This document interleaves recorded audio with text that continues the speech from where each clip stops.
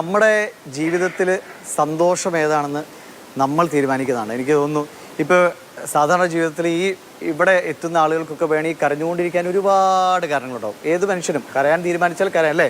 കരയാൻ തീരുമാനിച്ചാൽ നമ്മൾ മുമ്പിൽ ഒരുപാട് കാരണം. പക്ഷേ ഇവർ കരയാൻ തീരുമാനിച്ചിട്ടില്ല, സന്തോഷിക്കാനാണ്. അല്ലേ അമ്മ എന്നെ പറഞ്ഞത്, അല്ലേ? കരയാൻ സന്തോഷിക്കാനാണ് തീരുമാനിച്ചത്, അല്ലേ? അമ്മയുടെ ഒക്കെ പ്രായത്തിലുള്ള ആളുകളോട് അമ്മയ്ക്ക് പറയാനുള്ളത്, ഈ വീടുകളിലൊക്കെ ഇരിക്കുന്നവർ, ഇങ്ങനെ എല്ലാം അടക്കി പിടിച്ചിരിക്കുന്നവർ, നിങ്ങൾ ഒന്ന് സന്തോഷിക്കൂ, ഒന്ന് പാട്ടൊക്കെ പാടൂ, ഡാൻസ് കളിക്കുമെന്ന് പറഞ്ഞു, അല്ലേ? വീട്ടിൽ ഇരിക്കുന്ന അമ്മമാർക്കൊന്നും ഇത് ചെയ്യാനുള്ള സാഹചര്യം കിട്ടൂല. അവരുടെ മക്കളെയും കൊച്ചുമക്കളെയും പിന്നെ ഒരു പാട്ടോ ഡാൻസോ കളിക്കുമ്പം അവർക്കൊന്നും ഇഷ്ടപ്പെടൂല.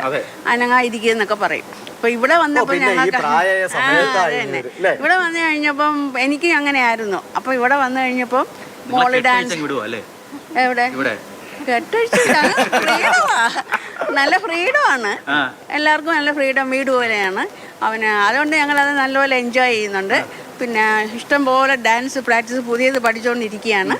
അങ്ങനെ ഞങ്ങൾക്ക് സമയം പോകുന്നുണ്ട്. പിന്നെ എൻ്റെ എക്സസൈസ് ഉണ്ട്, ഇതെല്ലാം ചെയ്യും. എനിക്ക് നല്ല വെയിറ്റ് ആയിരുന്നു, ആ വെയിറ്റ് ഒക്കെ കുറഞ്ഞു. ഇപ്പൊ 50 കിലോ ആയി. കണ്ടോ ഇനി വെയിറ്റ് കുറയ്ക്കാം. നമ്മളെല്ലാം ഇപ്പൊ വരാൻ പോയി. ഇപ്പൊ ഈ ജനുവരി 1 ആവുമ്പോഴേ എല്ലാവരും, അല്ലേ, ജനുവരി 1 ഡിസംബർ 31 നമ്മളെല്ലാവരും തീരുമാനം എടുക്കും. ജനുവരി 1 മുതൽ ഞാൻ രാവിലെ ഓടും, എന്റെ തടി കുറയ്ക്കും, വെള്ളടി നിർത്തും, വലി നിർത്തും, അല്ലേ? പക്ഷെ ജനുവരി 1 തുടങ്ങും, 2 തീയതി തീരും. ഒരാഴ്ച നിന്നാ നിന്ന്, അല്ലേ?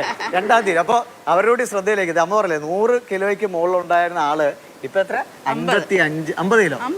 50 കിലോയിലേക്ക് എത്തിച്ചു. അപ്പൊ വേണമെന്ന് തീരുമാനിച്ചാൽ മനുഷ്യൻ സാധ്യമല്ല, അല്ലെ? വെയിറ്റ് കുറയ്ക്കാം, സന്തോഷവും കണ്ടെത്താം, അല്ലേ? അപ്പൊ എല്ലാരും ഒന്നുകൂടി ഹാപ്പി ക്രിസ്മസ്. നമുക്കൊരു ഇടവേളയ്ക്കും ഒരു ഹാപ്പി ക്രിസ്മസ് പറഞ്ഞു. Happy Christmas. അപ്പൊ കഴിഞ്ഞില്ല, ഇനിയുണ്ട്. നമ്മൾ ഒന്നുകൂടി പൊളിക്കാനിരിക്കുന്നുള്ളൂ, വരാൻ പോകുന്നുള്ളൂ. അപ്പൊ ഒരു